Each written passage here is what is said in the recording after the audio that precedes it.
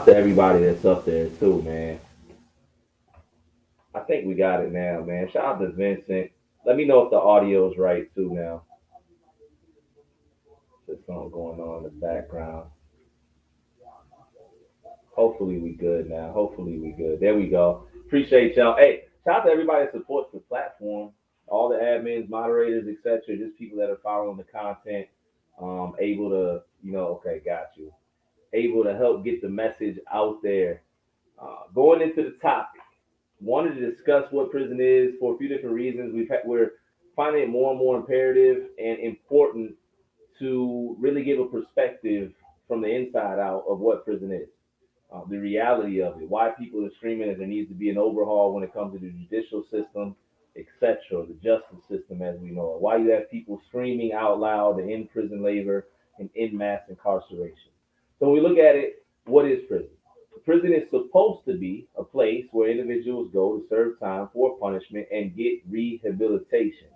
But we know oftentimes that is not what prison is. Prison is basically a warehouse, a place where they put individuals or they sit individuals um, basically until they, I guess, their time's up. There's no programming in a lot of situations.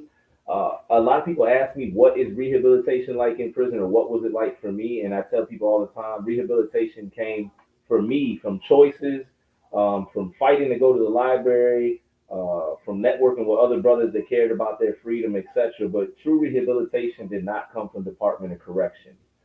There were opportunities at it, but oftentimes the attempts that are made from the Department of Corrections are really, honestly, I don't know, they just lack. It's hard for somebody to talk to somebody about emotional intelligence or behavior or any other situation if you've never really lived that situation.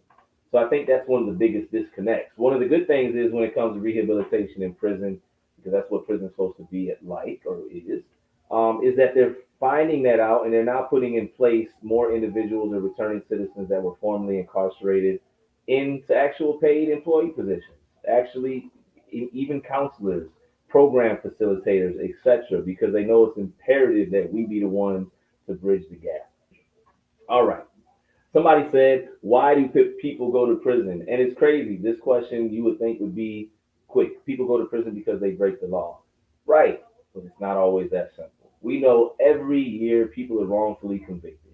We know this is true. This is again why there's countless, if not thousands, of individuals fighting in advocacy for law overhauls, etc. That's why so much dirt comes about. Thank God for social media in the right way because a lot of things have been getting exposed.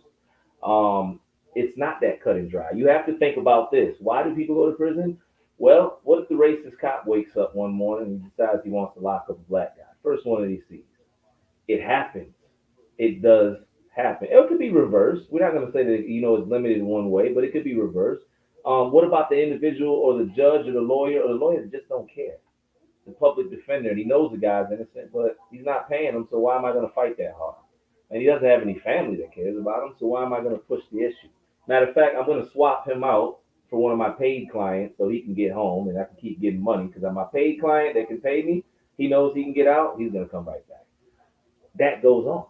People go to prison for a bunch of different reasons. It's not just always, as Miss Laura said, cut and dry. It is literally, it can be tied to addiction. It can be tied to mental health.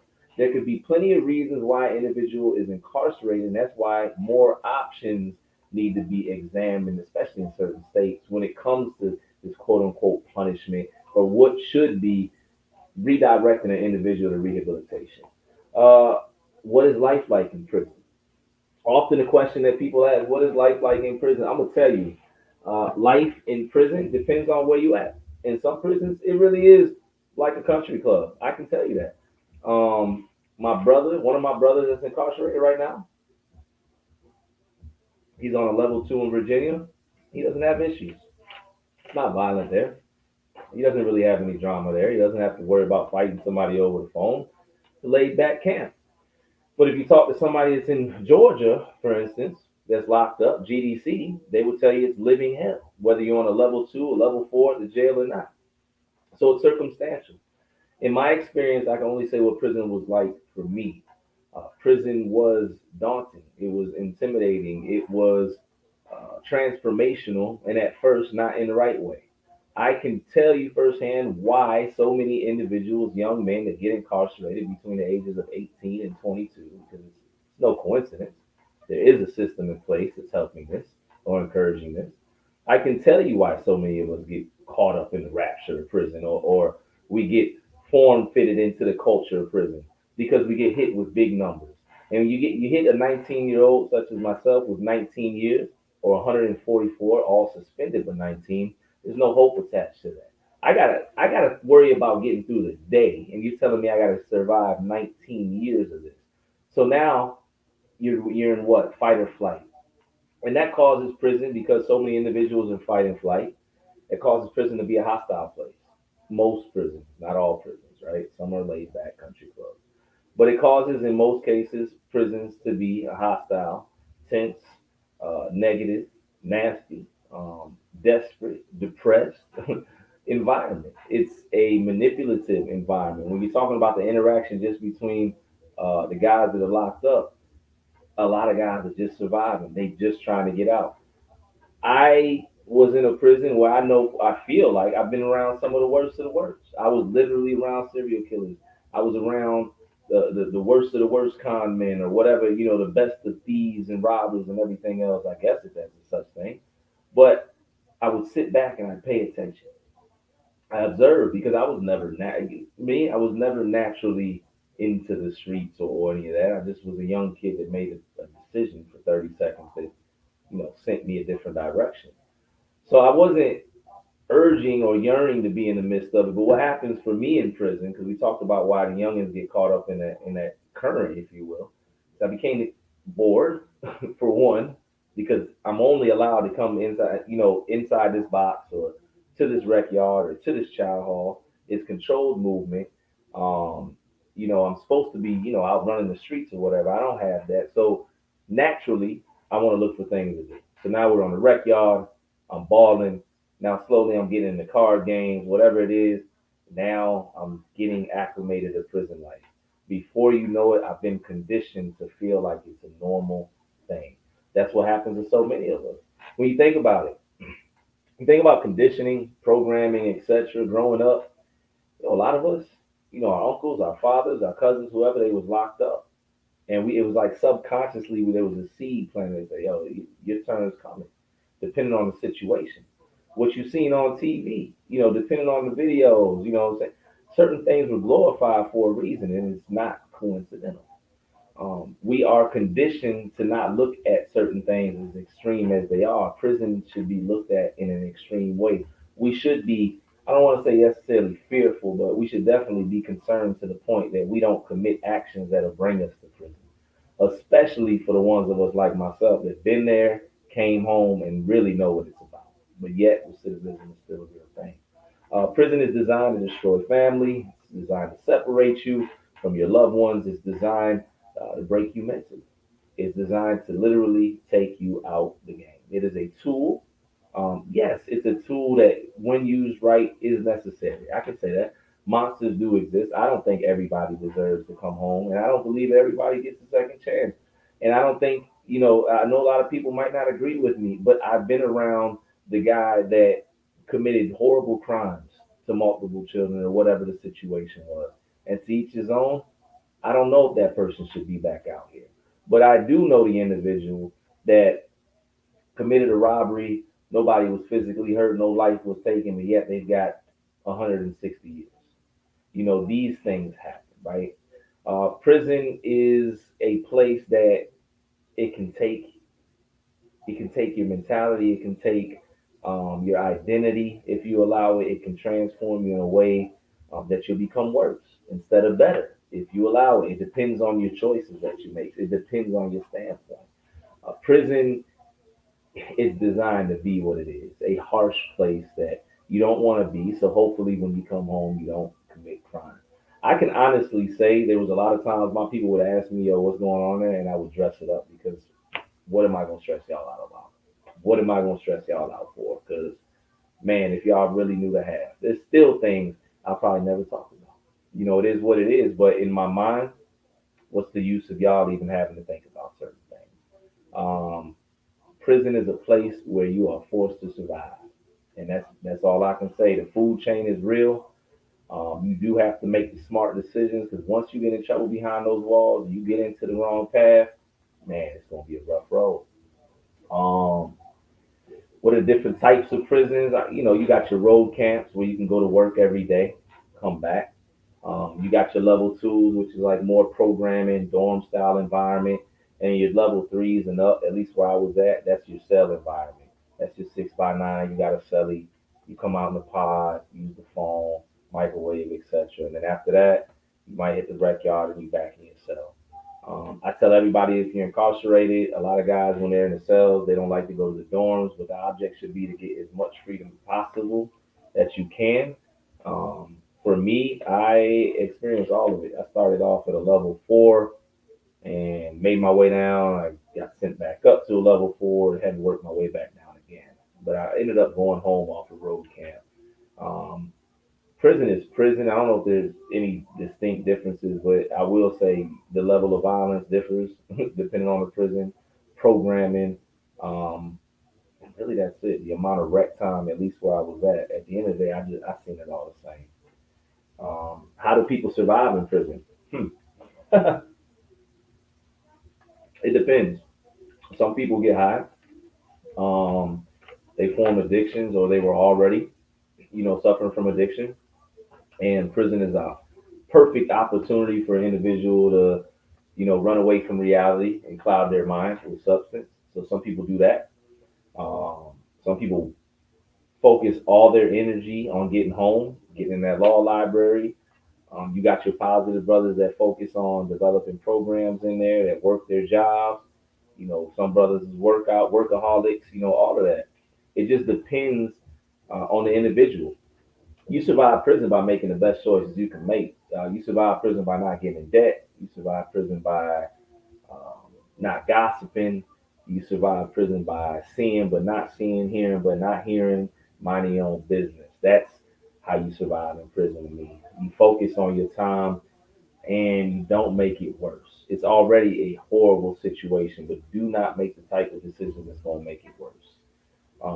What is prison reform? I kind of touched on that. Prison reform is essentially it's the fight. It's just saying that this system needs to be overhauled. That there needs to be a lot of changes that need to occur, whether it's in leadership, whether it's actual laws, whether it's in policies, anything. It's about fighting for the conditions of those that are incarcerated, being a voice for them because they deserve human rights.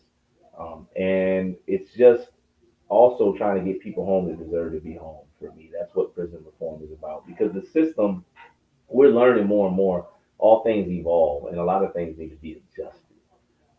And this could be one of them. How do people stay in touch with loved ones in prison? As I'm going down the questions, some of them seem pretty simple, but hey, we're gonna get into them anyways. Of course, you got old school snail mail. You do have the wall phone, which depending on where your loved one's at, that could be just a hellish situation right there. Because that wall phone is, it is what it is. You might got 90 people in the pod and three phones, and everybody wants to talk to their people, and everybody's situation is important, and everybody's angry over the phone. And then you got in most places JPay kiosks. You can send emails, which I think is always beneficial. Um, in some jails, at least where I'm at, and of course this is going to differ depending on the state where you at. In some jails where I'm at, they got the tablets where you can actually call home as well. So I feel like everybody that's incarcerated should have a tablet with that option because it's going to cut down on violence from prison. People tend to be less stressed when they can communicate easier with their people on the outside, and it's proven the guys that form relationships with and keep maintaining those relationships with people on the inside, family members, etc., they tend to do better. So those are the ways you communicate. What are some? This is a good question. What are some challenges faced by inmates after release from prison? I would say adjustment to society, adjustment to culture. Individuals such as myself, I had to come to the realization that I literally there was a gap. There was a gap in living experience. There was a gap in societal shifts. There was a gap in this cultural change. Technology. Uh, the list goes on and on. There's literally a whole nother generation of people that were born while I was gone, or generate whatever. And I had to come to the realization of that. I told my wife recently, it's like standing on the side of a riverbank and the river's rushing, and then you get pushed in, and here you go. You sink or swim, you go. Um, I think one of the biggest challenges guys face upon release is emotional intelligence. It's being able to respond rather than react. It's getting a grasp or an understanding on day to day things. I used to battle like a flat tire would send me out of control when I first came home. Matter of fact, maybe the first two, three, I might have just got used to flat tires last year. I don't know, but it's an example I use. I had to be in a broke down vehicle 3 or 4 times before I realized it's okay. This is a part of life.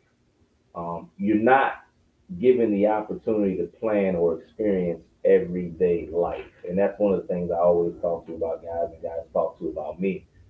You're in a very controlled environment. It's pretty much predictable. Yes, you know that it's violent, hostile, etc. There's certain individuals that may or may not pop off, but you don't have to worry about flat tires. You don't have to worry about light bill. You don't have to worry about if somebody gets sick or paying for a hospital bill. You don't have to worry about certain things.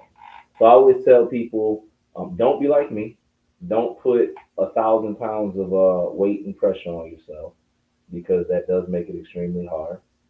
Um, and something I've had to learn recently is just a word to this point is connect yourself and hang on tight to good people, man, because you're going to need support. When people come home from incarceration, they need support, they need patience, they need grace, they need understanding, um, and understanding in a sense like they shouldn't be rewarded necessarily. Like I never expected to be rewarded because I came home from incarceration, but understanding the sense of he really was gone or she was really gone for this amount of time. This has happened.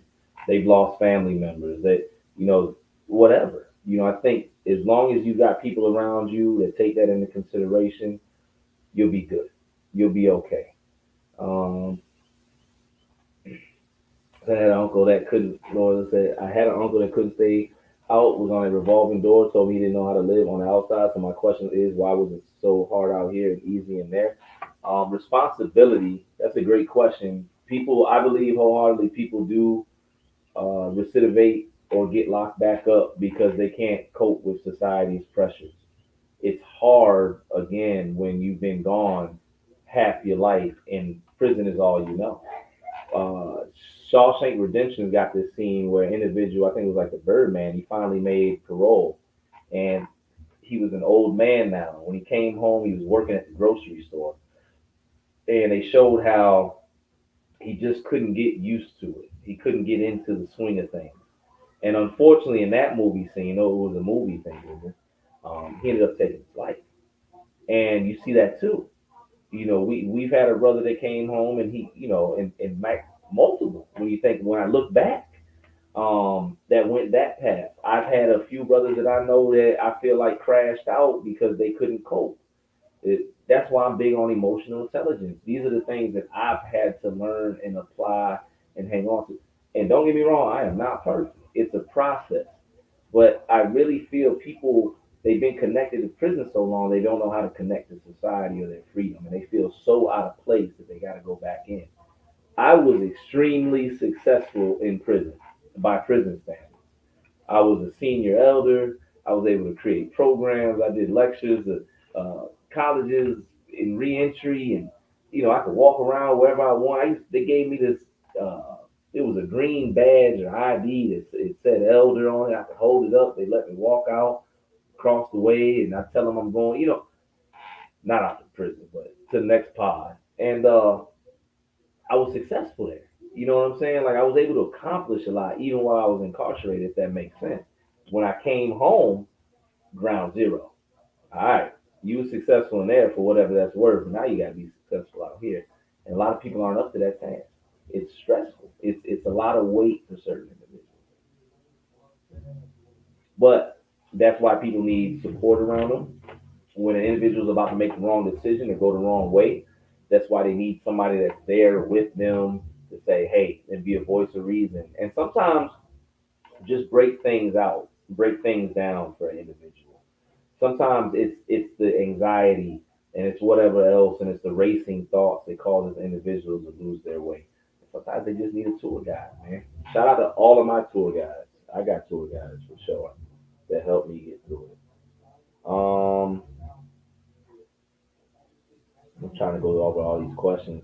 What are some of the psychological effects of being in prison? That's a great question. Um, Man, some of the psychological effects we just spoke on. Miss Laura spoke about her uncle, put that comment about her uncle.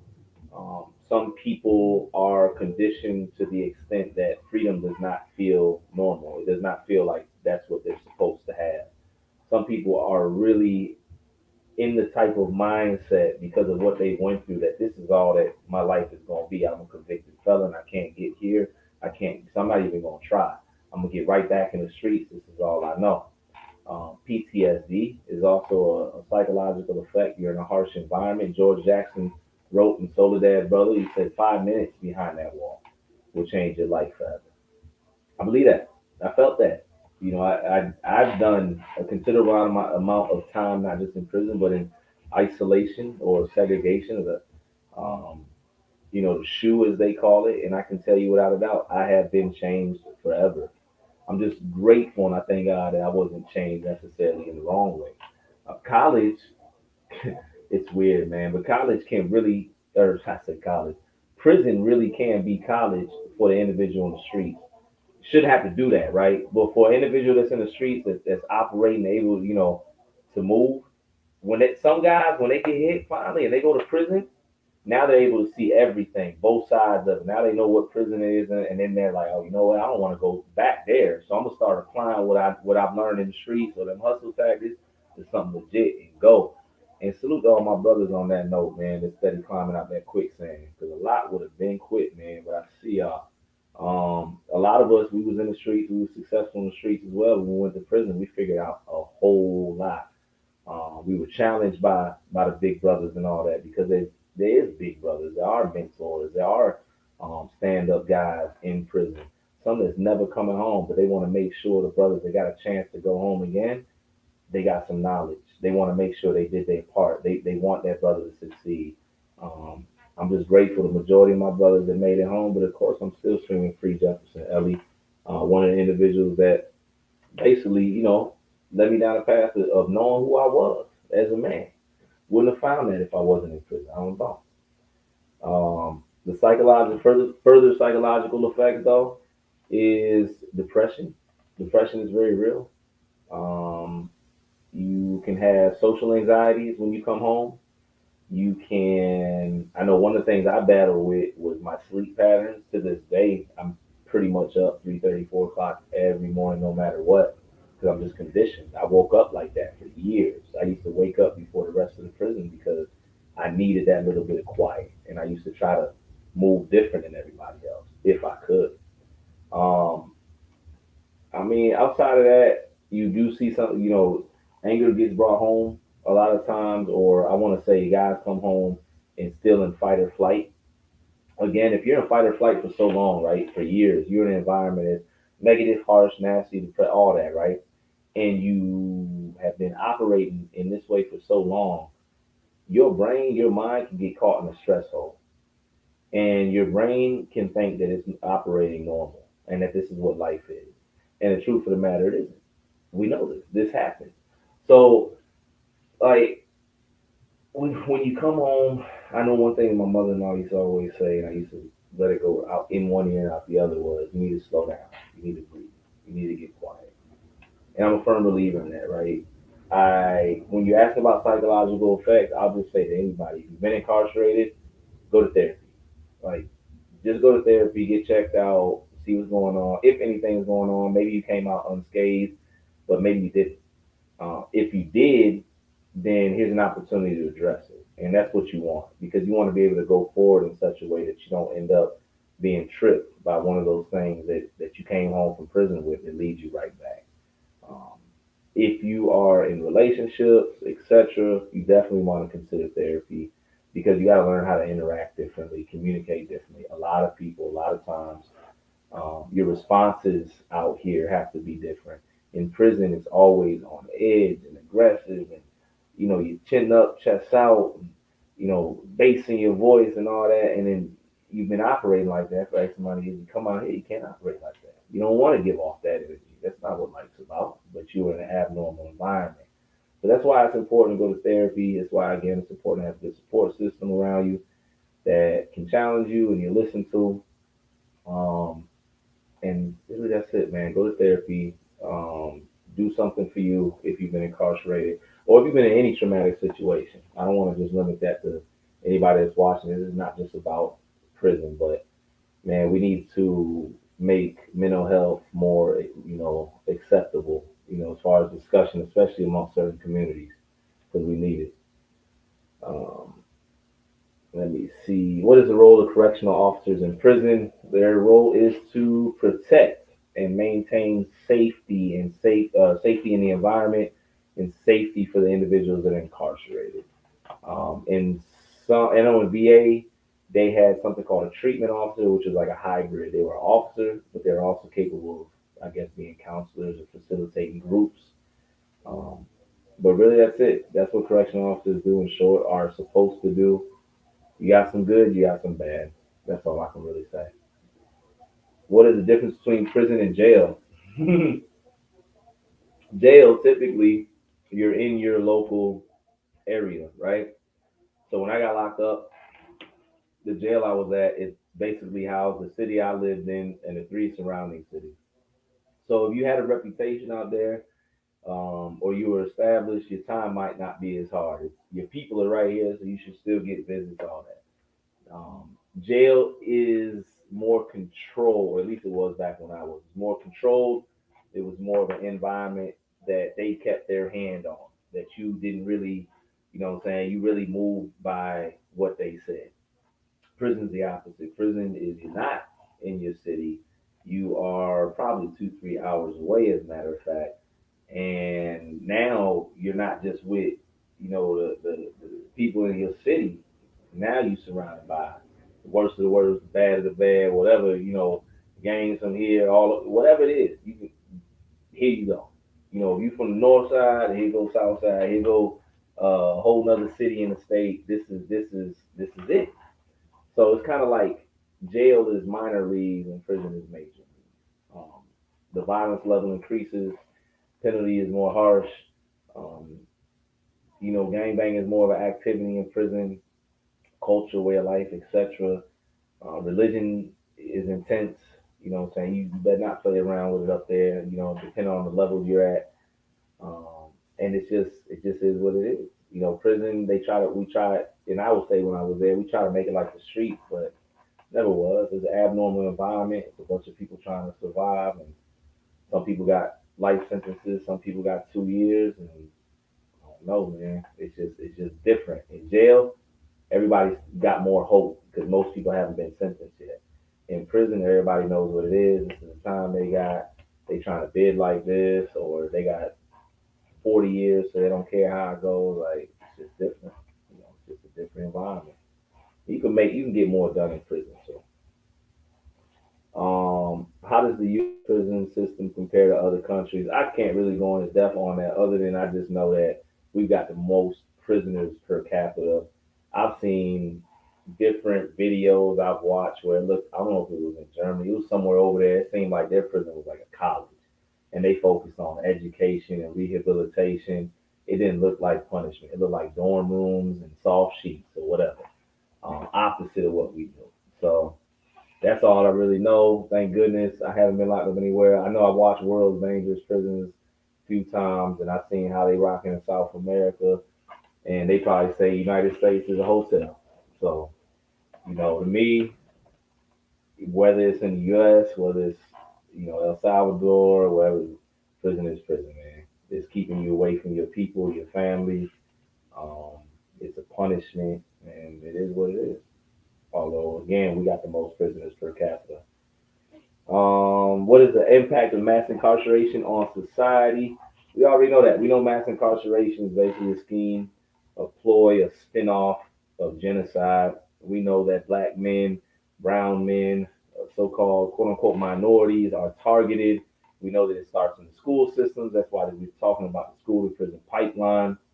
We know that it's community related. That's why in certain neighborhoods they got nothing but liquor stores and gas stations, and then you go to certain communities they got Whole Foods, and I don't even know. If we stop to just pay attention to even to how we're fed, depending on where you're located. When you think about the music, when you look at the stores, when you look at it's just different. And I'm down here in Atlanta. I can tell you when you drive through different parts of the city, you can feel the shift. You can feel that. And I think one of the biggest things we got to understand is that mass incarceration is real. Um, it does not stop unless we continue to step up. For everybody that's attempting to go home, for every 100 people that are trying to come home, there's probably one advocate.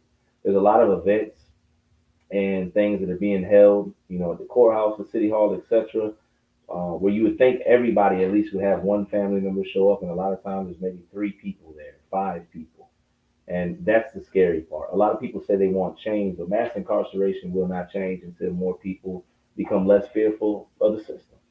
Start making a change.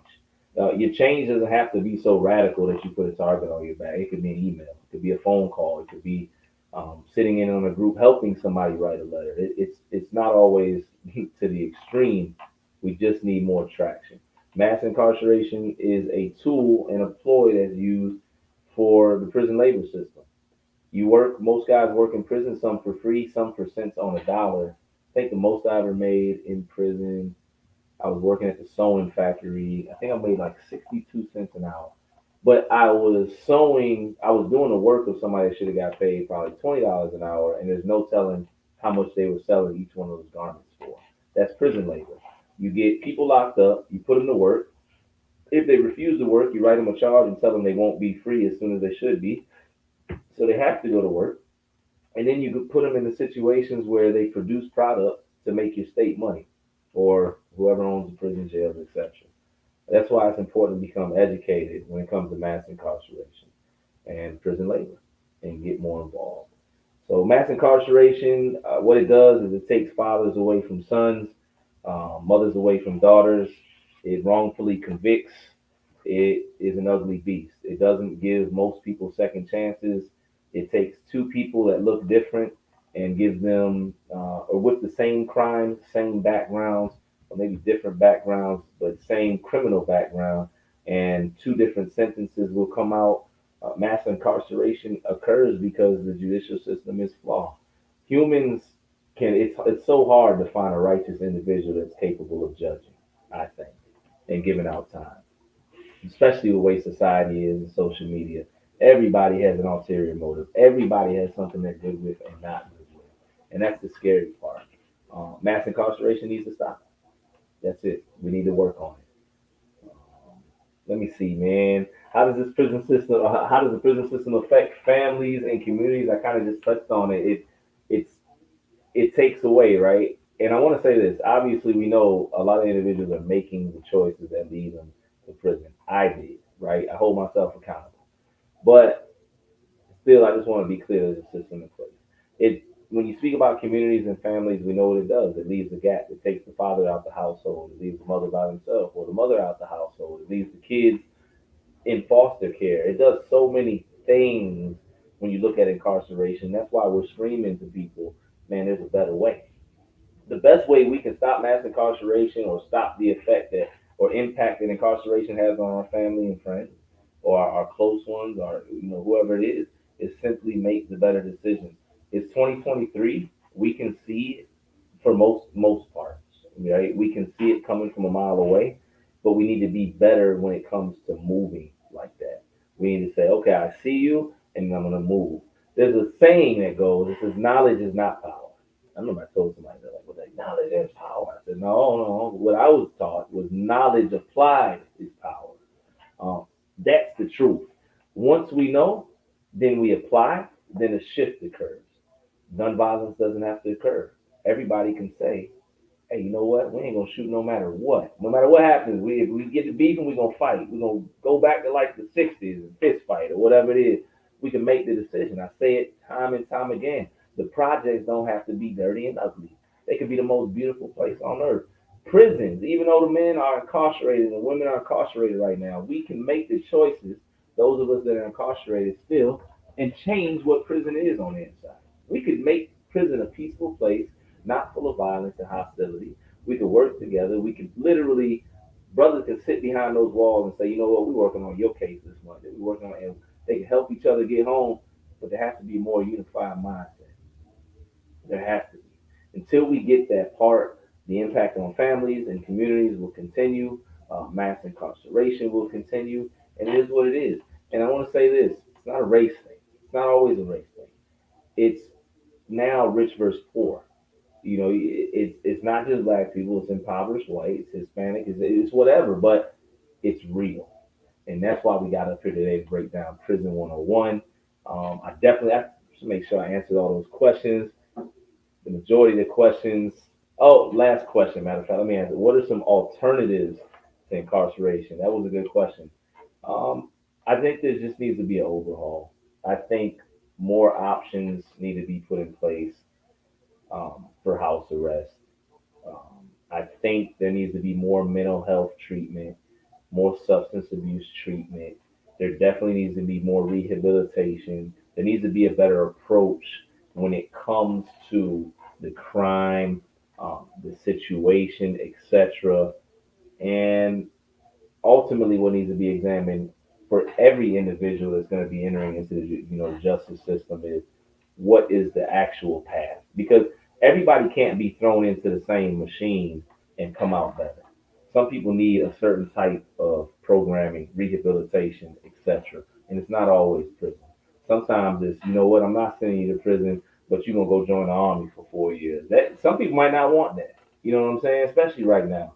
But it's another opportunity. It's an opportunity to still stay free and make some of yourself. Some people, instead of being incarcerated, hey, put the ankle monitor on them and make sure they're going to work every day. Have them blow into it. If they got 4 DUIs, instead of throwing them in prison, make sure every night they got to blow in with the check-in breathalyzer. And as long as they clean, they good. Or you can do random joints. I'm not saying that it should be an easy alternative, but I'm saying that an alternative should be given nonetheless. Um, think that's it, man. Definitely want to hop up here and answer all those questions again. Shout out to each and every one of you. About to get back to work, answer some more emails, all of that. I know y'all are definitely grinding too. I appreciate y'all. We popped up here at a very random time. I'm definitely gonna replay this again. Shout out to everybody on Facebook, YouTube, Twitter, IG, everywhere else. Amp, radio, Twitch. I don't even know. It's whatever. But shout out to everybody, man. Shout out to everybody supporting the content, pushing us in the algorithm, and getting the truth out there. We're just trying to make a change. Tell not just my story, because it's never been about that. It's about the story of countless others that are incarcerated, the advocates, the family members, and everything else that needs to be heard. So next time, man, y'all stay focused, stay blessed, and like Samir said, man, stay encouraged.